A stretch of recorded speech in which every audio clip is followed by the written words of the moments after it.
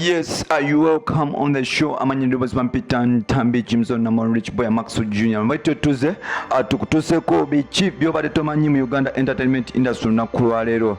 Ngo nakulwa lero tukuletedde balala tukuletedde one of the uprising stars abayimbi abazze ku mijije mito, not even uprising stars but new generation artists. Ngonakulwa tukuletedde mwana muwala gwe bayita Nina Roz alongside Beenie Gunter. Olwera kuba nti Nina Roz mbadde adetinga ku basajja ab'enjawulo okuli mwana mulenzi gwe bayita Wizo Manizo, kwegatta mwana mulenzi gwe bayita Moses Radio, Kyagayagayo, Trekaman Kisobika, mwana mulenzi gwe bayita Pius Mayanja aka Palasongo yamuwasizaako kumala mwezi mulamba, actually myezi ebiri.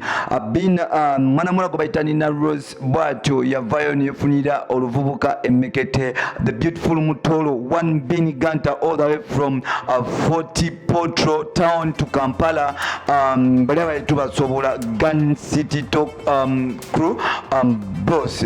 Olwenya kuba nti mbabadde bagala n'okumala ebbanga bw'atyo Beenie Gunter azze nga yetegereza mwana muwala gwe bayita Nina Roz, era nga gye bayita relationship yaabwe babadde bagitambuza mpola mpola, era nga tusuubira nti bamu ku couples zetugenda okulaba esobola okuddira obaali awo eza Edlisa Musuuza kosa Rema Namakula vano kuba nti kapo yaabwe yayiika naye twakitegeddeko recent lunaku lwabadde lwajjo Beenie Gunter ne mwana muwala gwe bayita Nina Roz bw'atyo bafutyemu obutakkaanya ne befukula ebikonde bw'atyo ne relationship yaabwe gye bagimala. Entaba eva kuki?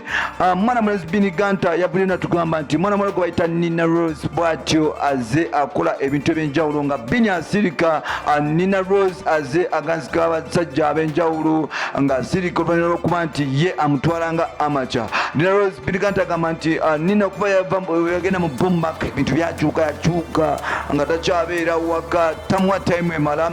Addition to that abadde nga yagala abasajja ab'enjawulo kosa ne ba radio presenter abamu ne ba radio presenter abamu, era mu bamu ku batuwadde Ssaabazinyi omuzinyi omukulu gwe bayita DJ Nimrod nti y'omu ku abo. Beenie Gunter agenza okulaba nga tajja bisobola, bw'atyo kwe kusalawo amalirize ne relationship yaabwe ne mwana muwala gwe bayita Nina Roz.